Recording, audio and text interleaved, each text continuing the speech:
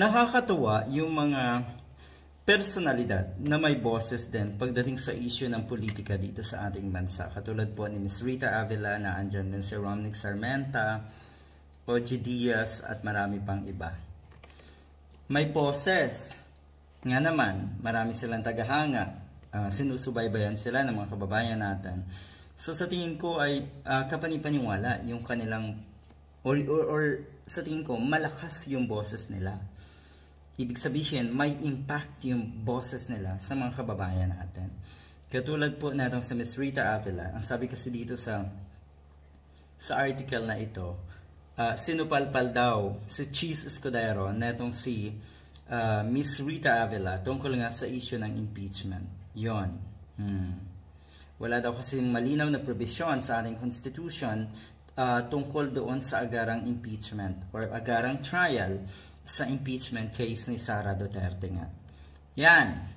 Matagal na rin pong nasa politika itong si Cheese Escudero. At sa tingin ko ay eto na yon. Yan na yung pinakamataas na pwede niyang marating. Dahil siguradong tatandaan, huhusgahan, hinusgahan na ng mga kababayan natin yung ginagawa ngayon na Senate President tungkol nga sa impeachment trial ni Sara Duterte. At tama po ang tinuran ni Ms. Rita Avila. Ang sabi niya, dati daw itong si Cheese Escudero pabebe. Daming impressed sa kanya. Totoo yun. Maraming humahanga dahil medyo bata na politiko, magaling magsalita, English man or Tagalog, kaya lang kasi daw pag nagsalita ay parang robot.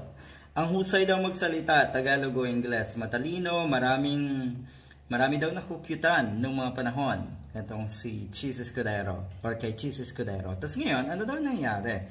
Kasi parang palabubo or palabobo.